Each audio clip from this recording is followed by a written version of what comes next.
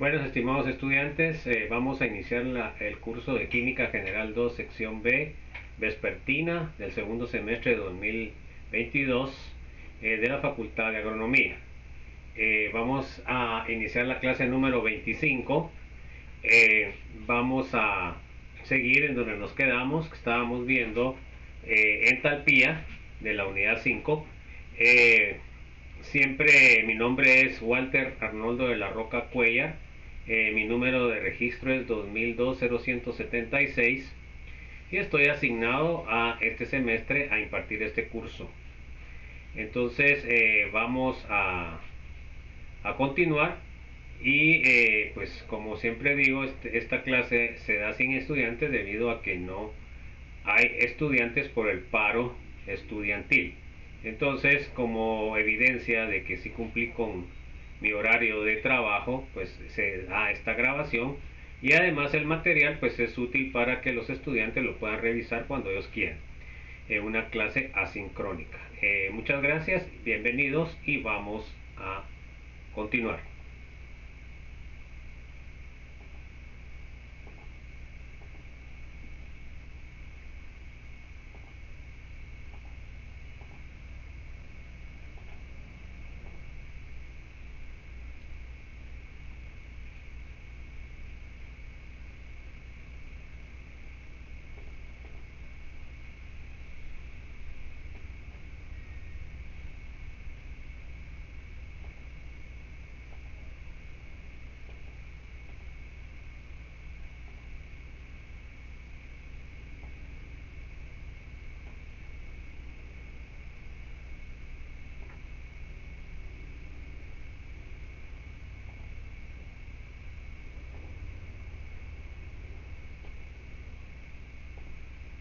Entonces nos quedamos viendo en la clase anterior pues lo que era el calorímetro a volumen constante.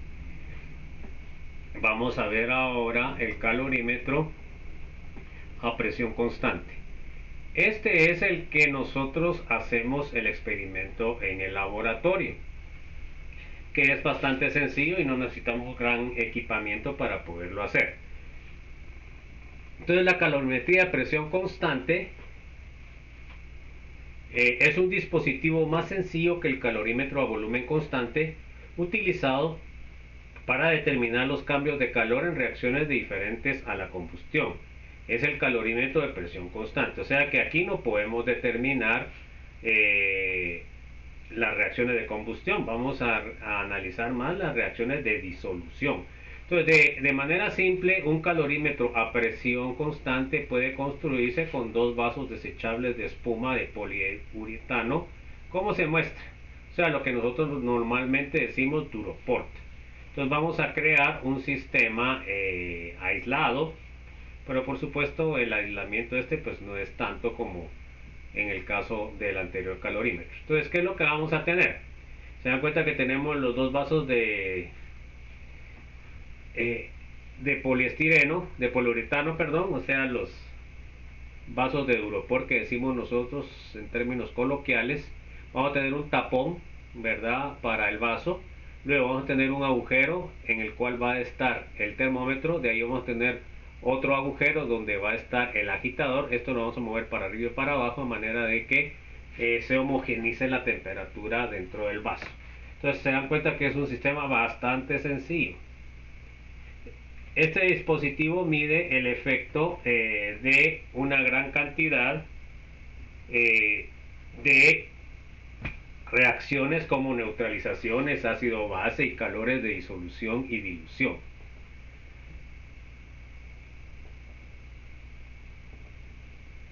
Debido a que la presión es constante, el cambio de calor para el proceso QREAC, calor de reacción, es igual al cambio de entalpía delta H. Como en el caso del calorímetro a volumen constante, consideraremos al calorímetro como dentro de un sistema aislado. Además, la pequeña cantidad calorífica de los vasos de espuma del poliuretano es insignificante en los cálculos, o sea que es despreciable. En la tabla 6.3 se muestran algunas reacciones estudiadas con el calorímetro a presión constante. Acá tenemos la tabla. Podemos estudiar calor de neutralización, por ejemplo el ácido clorhídrico más hidróxido de sodio, que nos va a dar cloruro de sodio y agua, tiene un delta H de menos 56.2. Se dan cuenta que esto lo podemos medir con mucha facilidad. Vamos a ver el calor de ionización. Tenemos el agua líquida en H más y OH. Entonces acá se dan cuenta ustedes de que sí ya es una reacción endotérmica. El calor de fusión, agua sólida a agua líquida, 6.01. Se dan cuenta que es una reacción endotérmica, o sea que esta reacción no se debería dar tan fácil, pero vamos a estudiar eso después.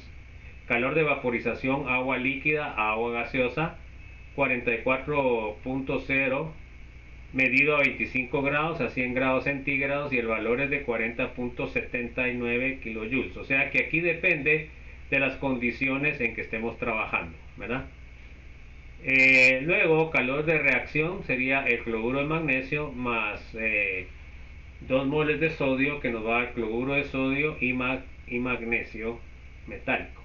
Es menos 180.2. O sea, esta reacción es bastante buena en el sentido de la diferencia, pero mala porque es explosiva. Entonces esto definitivamente no trabajamos con esto, o tendríamos que trabajar con cantidades bastante pequeñas de sodio y cantidades de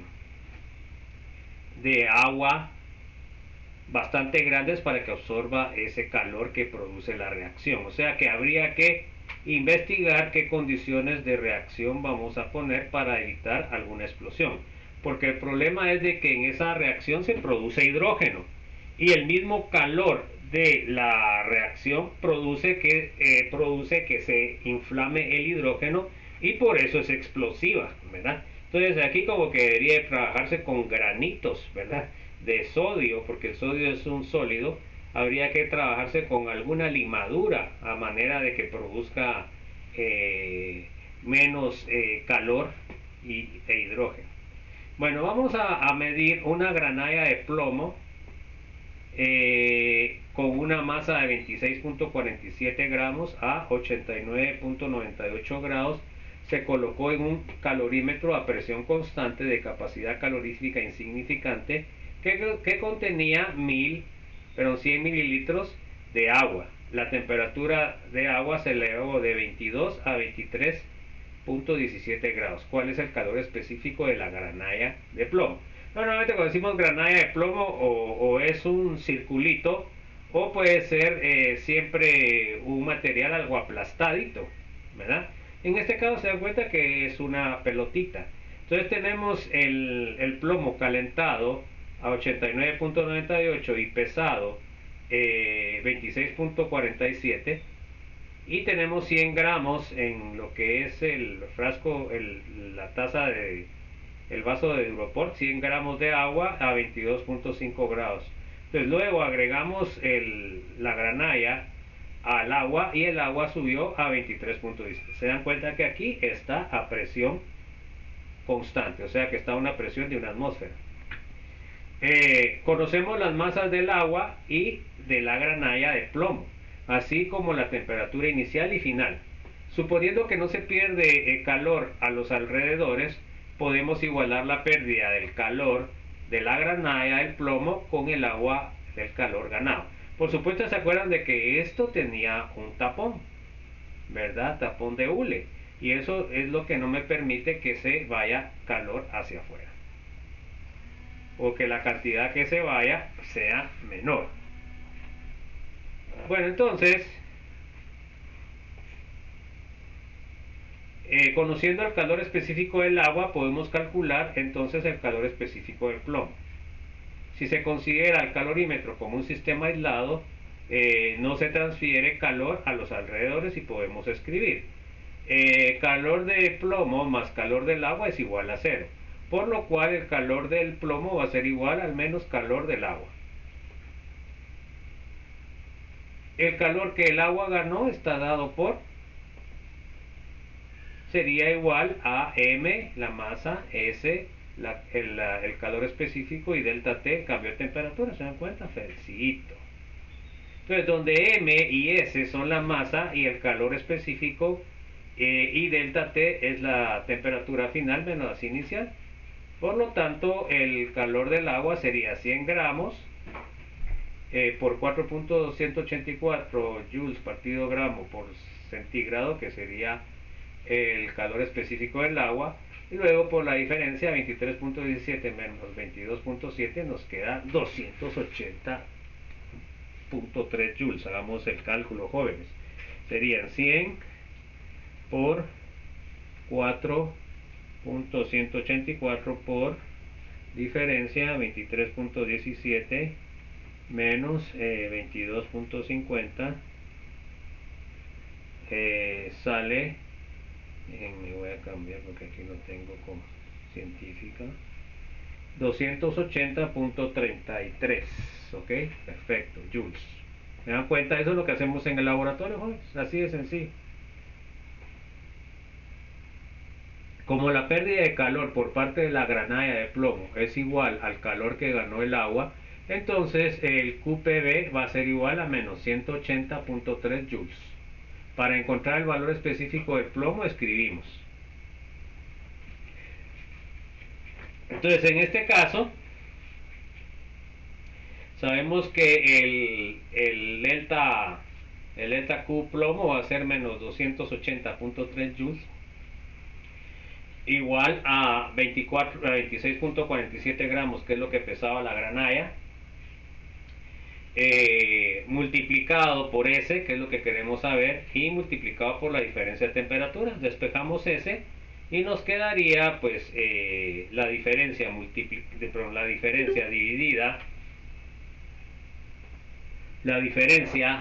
dividida entre 280.3 multiplicado por 26.47, y eso sería el valor. Hagamos el cálculo. Entonces sería 280.3 dividido dentro de 26.47 multiplicado por la diferencia 23.17 menos 89.90. Se dan cuenta que pusimos entonces acá la temperatura final, la del agua, ¿verdad? Ojo con eso. Bueno, entonces nos salió .158499.15.158 está bien. Entonces esa sería la capacidad calorífica del plomo. Entonces así nosotros podemos utilizar cualquier material, cualquier bola. De ahí sabemos de acero inoxidable en la práctica, el ejercicio práctica número 6. Vamos a utilizar una bola de zinc, una bola de magnesio, etc. Entonces así podemos nosotros calcular, se dan cuenta, de una forma fácil podemos calcular la capacidad calorífica del material que agreguemos comparado con la del agua, utilizando un calorímetro a presión constante. Bueno, una muestra de 1 por 10 a la menos 2 mililitros de ácido clorhídrico 0.5 molar se mezclan con 1 por 10 a la 2 mililitros de hidróxido. Se dan cuenta que la relación es 1 a 1. En un calorímetro a presión constante de capacidad calorífica insignificante, la temperatura inicial de las disoluciones de ácido clorhídrico e hidróxido es la misma, 22.50 grados centígrados, y la temperatura final de la mezcla es 25.86 grados centígrados. Calcula el cambio de calor de la reacción neutralizando sobre una base molar. Bueno, entonces, fíjense pues, jóvenes, aquí en el experimento debemos de tener varias cosas importantes. En este caso, según los datos que tenemos del problema, nosotros vamos a neutralizar completamente el ácido con el hidróxido o el hidróxido con el ácido. ¿Por qué? Porque estamos agregando la misma cantidad de volumen, tanto del ácido como del hidróxido, y además estos dos reactivos son de la misma concentración. O sea que aquí tenemos que tener cuidado, ¿verdad? Que cuando hacemos el experimento tiene que estar así. Porque si nosotros agregamos de diferente concentración, pues puede ser de que no se neutralizan completamente. Entonces, lo que necesitamos en este experimento es de que se neutralicen completamente el ácido con la base. Pues entonces acá tenemos hidróxido acuoso más ácido acuoso, nos va a dar cloruro de sodio acuoso más agua. Suponga que las densidades y calores específicos de las disoluciones son iguales que las del agua, 1 gramo y 4.184 joules partido gramo por centígrado respectivamente. Se da cuenta de que cuando trabajamos con concentraciones pequeñas, pues esto se cumple. Ya cuando trabajamos con unas concentraciones más grandes, esto no se cumple. O cuando esto sería el problema, o sea, teníamos que estar trabajando con concentraciones pequeñas. Solución. Suponiendo que no hay pérdida de calor hacia los alrededores, Q sistema va a ser igual a Q disolvente más Q reacción igual a 0. Por lo cual Q reacción va a ser igual al menos Q disolución, donde Q disolución es el calor absorbido por la disolución combinada.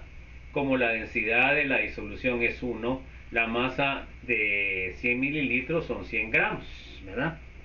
Son varias asunciones que estamos haciendo acá. Por esas son válidas cuando nosotros tenemos bajas concentraciones, porque el cambio de la densidad va a ser despreciable. Entonces tenemos Q disolución va a ser igual a ms delta T. Entonces, como acá asumimos de que no va a variarse lo que es la capacidad calorífica del agua, entonces ponemos 1 por 10 a la menos 2 gramos más 1 por 10 a la 2 gramos, perdón, igual que serían los gramos de hidróxido y los gramos de ácido. Luego tenemos la capacidad calorífica y de ahí la diferencia. Entonces acá nos quedaría, hagamos el cálculo, jóvenes, a ver, sería 1 exponente 2 gramos más 1 exponente 2, cerramos paréntesis, por 4.184 la capacidad calorífica por la diferencia, abrimos paréntesis, 25.86 menos 22.50, 50, cerramos paréntesis, y nos sale cabal 2811, ¿verdad? Joules. Si lo dividimos entre 1000 para pasarlo a kilojoules, sería 2.81. Entonces se dan cuenta que es sumamente sencillo, pero esto funciona cuando tenemos concentraciones bajas de hidróxido y de ácido. Entonces podemos trabajar con concentraciones abajo de 1 molar. Entonces así no tenemos problema con el cambio de densidad y con el cambio de capacidad calorífica de lo que es el agua. Dado que Q reacción es igual a Q disolución, Q reacción sería menos 2.81. A partir de las molaridades dadas, o sea, este menos significa que la reacción fue exotérmica, jóvenes. A partir de las molaridades dadas, el número de moles de HCl como NaOH y de su solución de 1 por 10 a la menos 2 mililitros de disolución es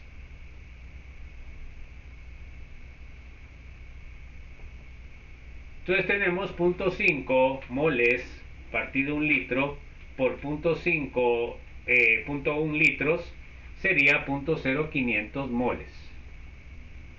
Por tanto, el calor de neutralización cuando un mol de ácido clorhídrico reacciona con un mol de hidróxido se dan cuenta que aquí es la neutralización completa. Entonces hay que hacer los cálculos también, el experimento, calculando con que todos los moles de ácido se neutralicen con todos los moles de hidróxido. Calor de neutralización sería menos 2.81 kilojoules partido 0.05 mols, me quedaría 56.2 kilojoules mol. Ahí tenemos el ejercicio de práctica. Aquí vamos a trabajar con ácido nítrico, hidróxido de bario. Aquí tenemos que tener el cuidado de que la relación no es 1:1.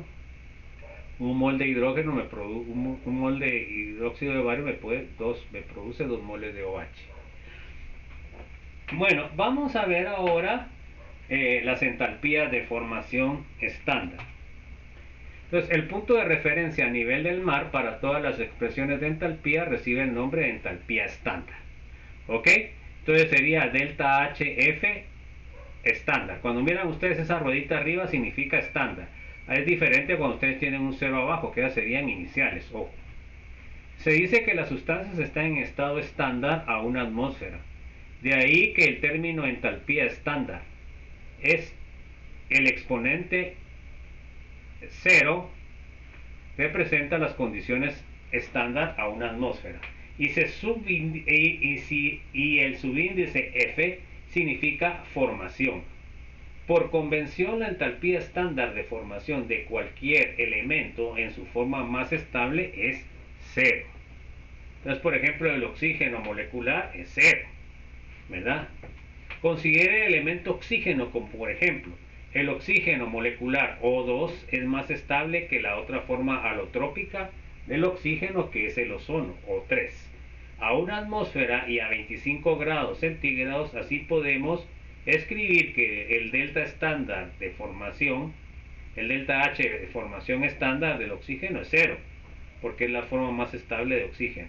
Pero la delta H formación estándar de ozono es menos 142, 2.2 kilojoules. ¿Se dan cuenta?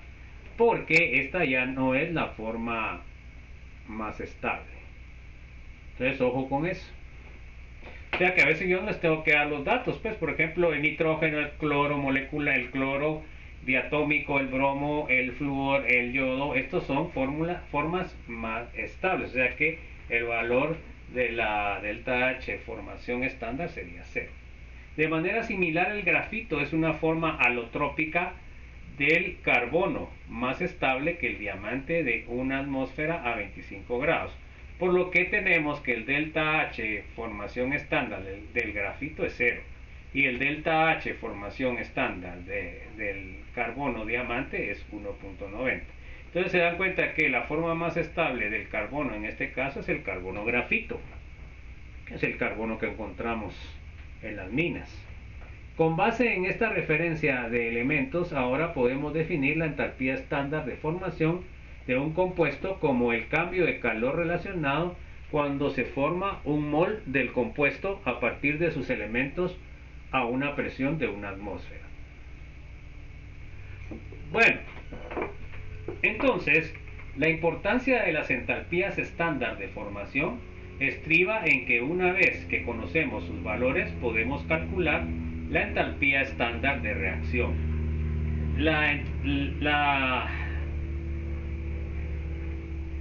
delta entalpía estándar de reacción, que se define como la entalpía de una reacción que se efectúa a una atmósfera de presión.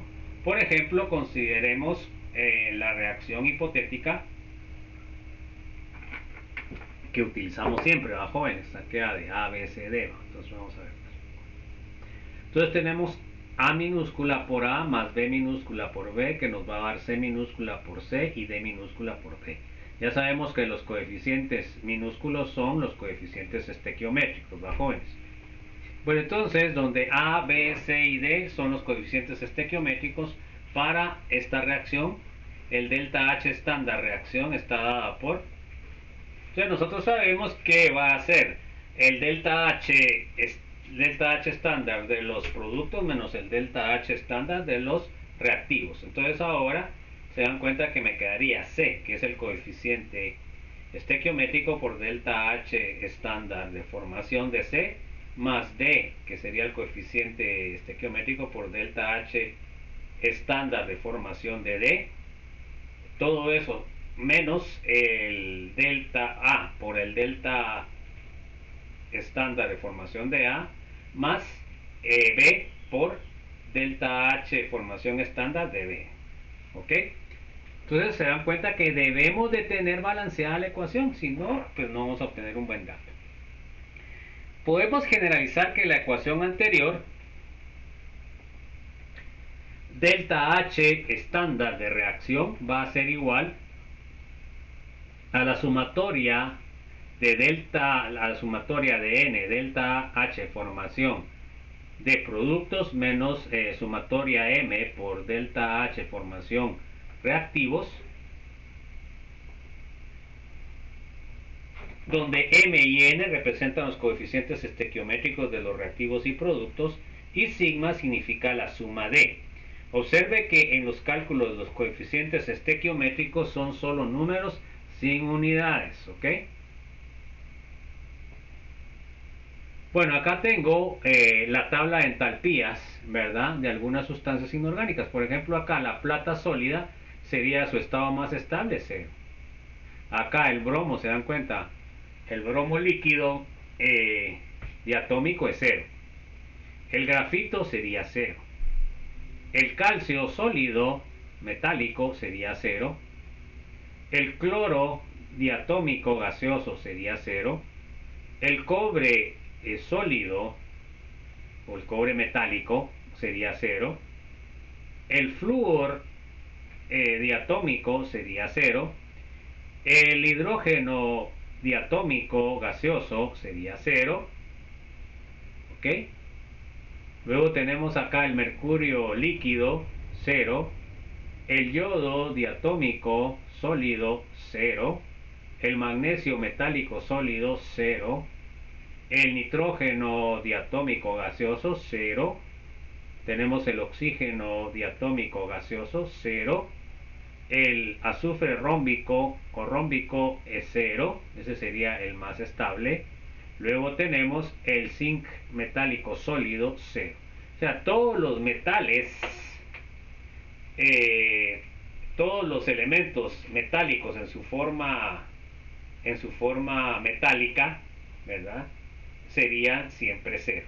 Entonces, de ahí todas las otras formas, por ejemplo, miren acá, en el caso del cloruro de plata ya no es 0. En el caso de lo que es el diamante carbono ya no es 0. En el caso del calcio, miren, solo el que es el sólido metálico sería 0. De ahí el óxido de calcio ya no es 0, ni el carbonato de calcio tampoco ya no es 0. ¿Ok? Entonces, así es como nosotros debemos interpretar, ¿verdad? Lo que son los valores. O sea que por eso a veces no les doy el valor yo, porque teóricamente ustedes deben saber de que, por ejemplo, el oxígeno gaseoso diatómico tiene un delta H de formación estándar de 0, ¿verdad? Para utilizar la ecuación anterior a fin de calcular el delta H estándar de reacción, debemos conocer los valores de delta H de formación estándar de los compuestos que participan en la reacción. Podemos determinar estos valores mediante la aplicación del método directo o del método indirecto. O sea, el método directo sería con los valores de estos cambios, pero puede ser de que muchas veces los compuestos no forman esos compuestos, por lo cual debemos utilizar un método directo. Vamos a ver ahorita el método directo. Este método para medir el delta H formación se utiliza para compuestos que se sintetizan con facilidad a partir de sus elementos. O sea que son reacciones que son posibles, ¿verdad? Y fáciles de hacer. Porque algunas necesitan condiciones de calor, condiciones de presión bastante elevadas que son muy difíciles de poder hacerlas. Suponga que deseamos conocer la entalpía de formación del dióxido de carbono. Para esto necesitamos medir la entalpía de la reacción en la que el carbono grafito y el oxígeno molecular en sus estados estándar se convierten en dióxido de carbono también en uso del estado estándar. Entonces miremos ahora la reacción. Tenemos el carbono grafito más oxígeno gaseoso que nos va a dar CO2. Se dan cuenta que acá el grafito es estándar, o sea, la forma más estable, y el oxígeno igual. El CO2 pues no. Entonces, ahora sabemos que el delta H estándar de reacción es menos 39.5 kJ/mol. Quiere decir de que la reacción es exotérmica, por lo cual la reacción es espontánea, ¿verdad? Entonces, por experiencia sabemos que esta reacción de combustión se completa fácilmente. Entonces tenemos que el delta H o el delta H estándar de reacción va a ser igual al delta H de formación estándar del CO2 menos el delta H estándar de formación del carbono grafito más el delta H de formación de oxígeno grafito. Y aquí está fácil porque tanto la de grafito como la de oxígeno me sale cero, por lo cual solo me va a servir el delta H de formación del CO2, que es menos 39.5 kilojoules mol. Debido a que tanto el grafito como el oxígeno son formas alotrópicas estables de los elementos, se determina que el delta H de formación del carbono grafito y delta H de formación del oxígeno gaseoso tiene un valor de 0. Y entonces ahora me queda que el delta H de formación de la reacción va a ser igual al delta H de formación del CO2 gaseoso, que sería menos 39.3.5 kilojoules mol, y quiere decir que el delta H de formación del CO2 gaseoso va a ser igual a menos 39.5. ¿Qué les parece? Obsérvese que la asignación arbitraria de 0 para el delta H formación de cada elemento, su forma más estable en el estado estándar, no afecta los cálculos de modo alguno.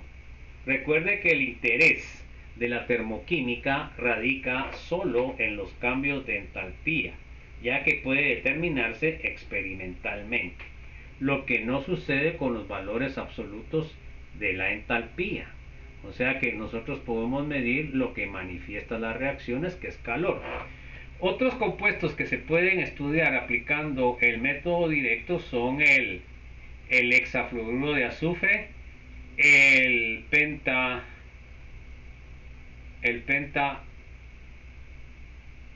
oxi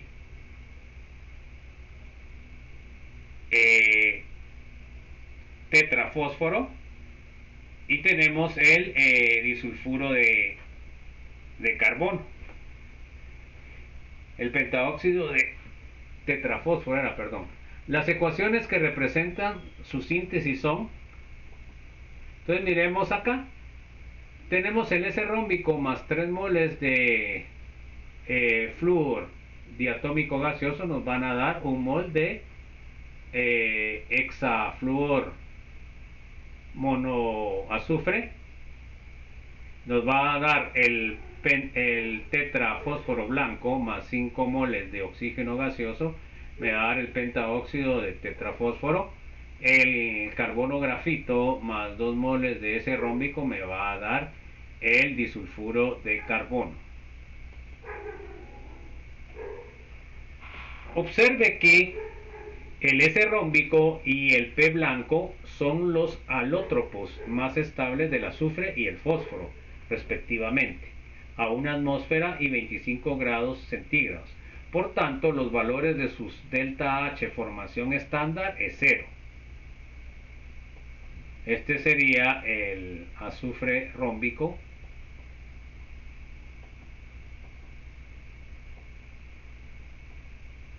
Entonces, ahora, déjenme ver qué. Se dan cuenta que solo dependerían estas reacciones de, por ejemplo, en la primera el S rómbico sería estándar, el flúor sería también estándar, y solo me quedaría el delta H de formación de lo que es el hexafluoruro de azufre, y eso sería el dato. En la segunda igual, el fósforo blanco, P4 fósforo blanco es el 0, el oxígeno también es 0, por lo cual solo me queda la entalpía de formación estándar del pentaóxido de tetrafósforo.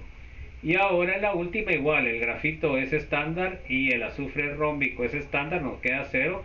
Entonces solo nos interesaría o solo podría contar el valor de entalpía estándar del disulfuro de carbono.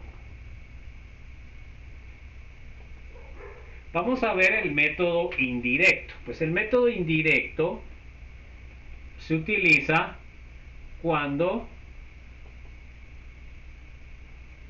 no tenemos o no podemos calcular directamente los valores de entalpía estándar de algunos compuestos que queremos nosotros conocer su delta H. Bueno, entonces ahora muchos compuestos no se pueden sintetizar directamente a partir de sus elementos. En algunos casos la reacción se lleva a cabo con demasiada lentitud o sucede reacciones secundarias que producen otras sustancias además del compuesto de interés. Entonces eso no nos serviría. Entonces, en estos casos los valores de delta H formación estándar se determina por un procedimiento indirecto que se basa en la ley de Hess, de la sumatoria de los calores o solo ley de Hess, llamada así en honor al creador químico suizo Germain Hess. La ley de Hess se enuncia como sigue: cuando los reactivos se convierten en productos, el cambio de entalpía es el mismo independientemente de que se efectúe en la reacción en un paso o en una serie de pasos. ¿Se acuerdan ustedes que el delta H es una función de estado, por lo cual solo depende de los estados iniciales y los estados finales, por lo cual no depende del camino que se lleve?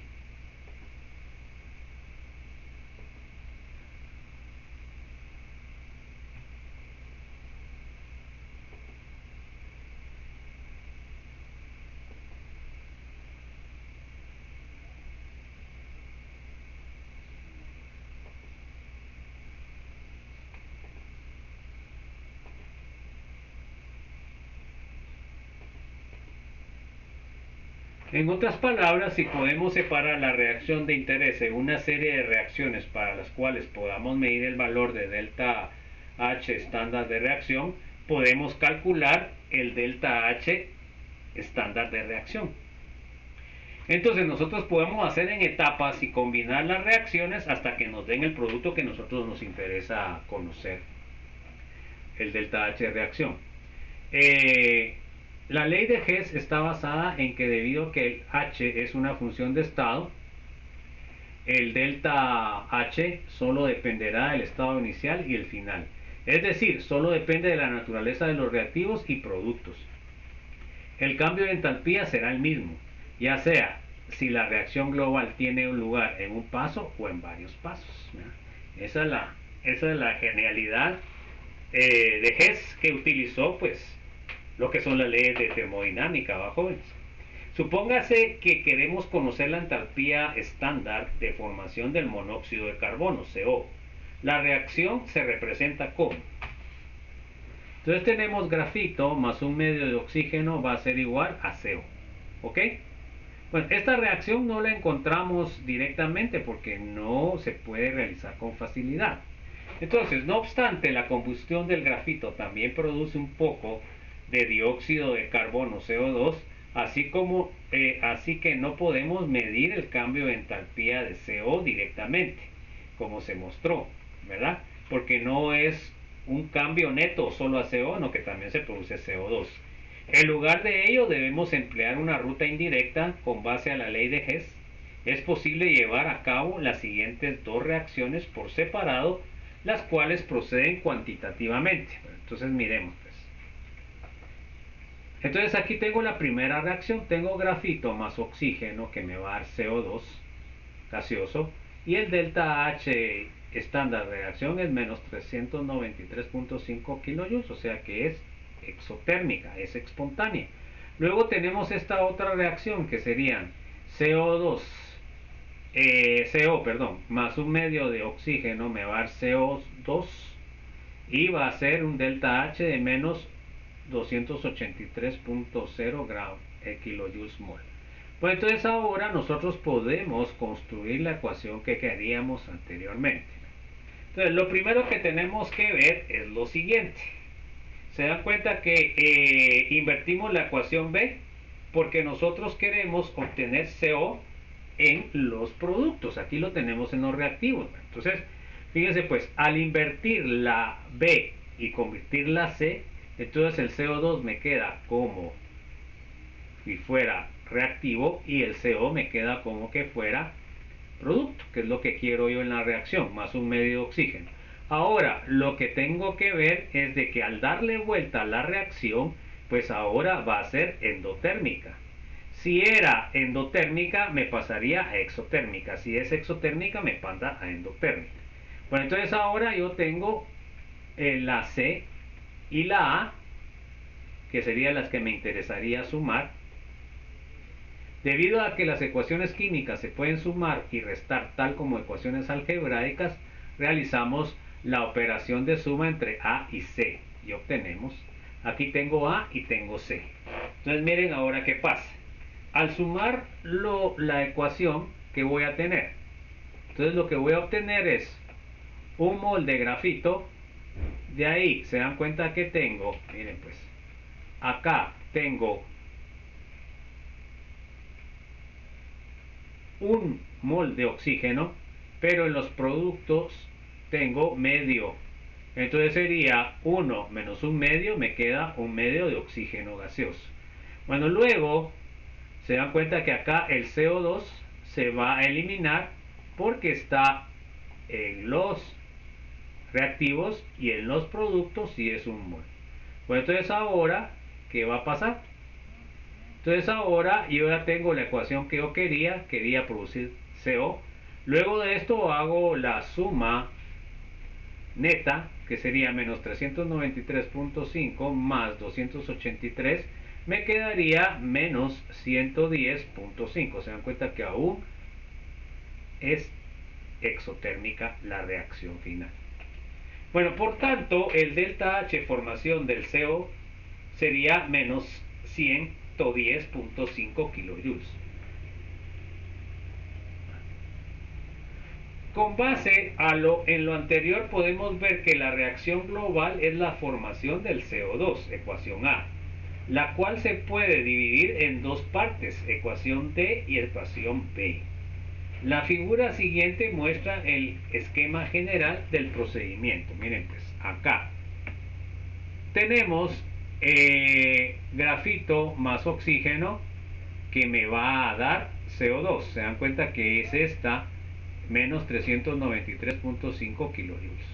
Ahora yo tengo la ecuación normal que era CO más un medio que me va a dar CO2. Se dan cuenta que la ecuación también era menos 286, 3.0. Entonces ahora la diferencia entre una y otra va a ser 110.5 kilojoules mol, que sería el dato que obtuvimos en la formación del CO.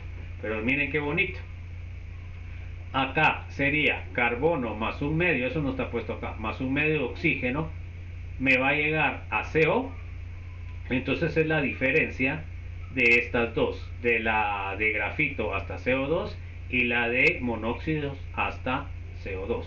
Al hacer la diferencia me va a obtener la ecuación de grafito más un medio de oxígeno, me va a dar un mol de CO.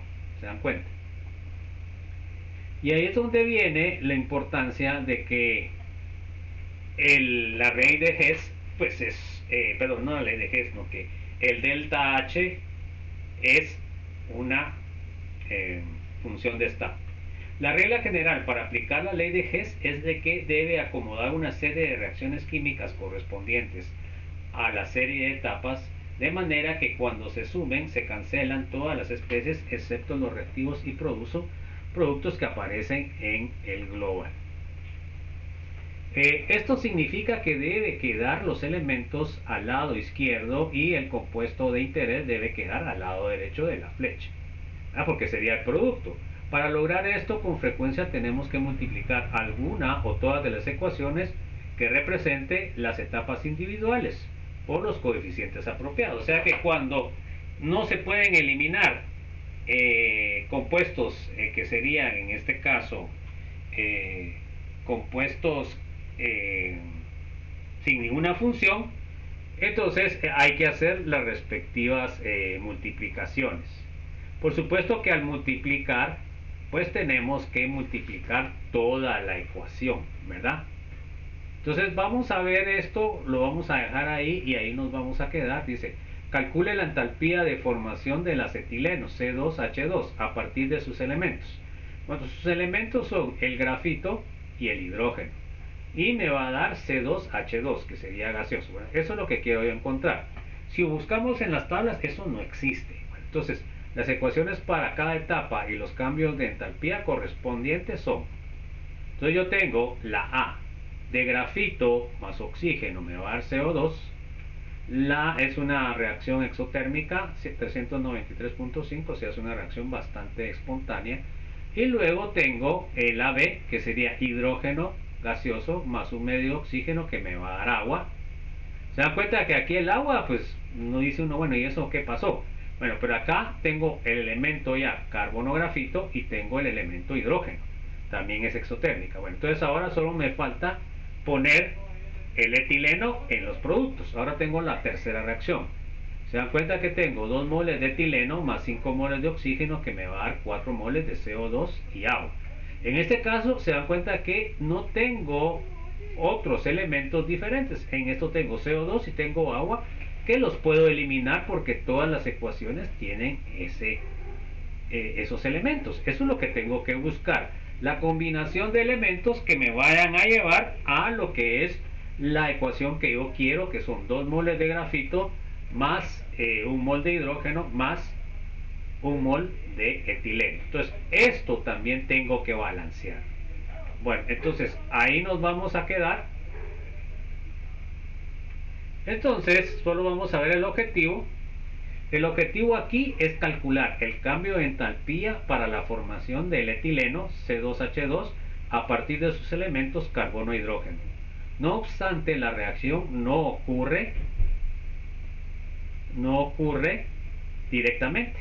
Así que debemos utilizar una ruta indirecta mediante la información dada por las ecuaciones A, B y C. Entonces, nuestra ruta es que tenemos acá. Se dan cuenta que acá, por ejemplo, tenemos 2 moles de grafito. Aquí solo tengo 1. Entonces, esta ecuación la tengo que multiplicar por 2. Pero tengo que multiplicar todo esto y también estos datos. Luego, en la segunda tenemos el hidrógeno. Está bien, ¿eh?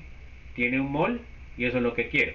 Ahora, en la última, se dan cuenta de que tengo 2 moles de acetileno. Entonces, esta la tendría que dividir entre 2 toda y también esto, para que me quede solo 1 mol. Entonces ahí me va a quedar la ecuación que yo quiero. Bueno, eso lo vamos a ver en la clase número 26, chicos. Entonces me despido. Les comunico que ya en la semana del 19 al 23 fue la última semana de clases, pues debido a que no se tienen estudiantes se va a cerrar, se cerró la clase. Entonces ya a partir del 26 ya no se van a impartir clases, sino que me van a dar nueva carga. Entonces muchas gracias, solo nos faltan nos faltan algunas clases y hasta ahí lo dejaríamos. Muchas gracias por su atención, espero que estén bien y nos vemos en la clase número 26.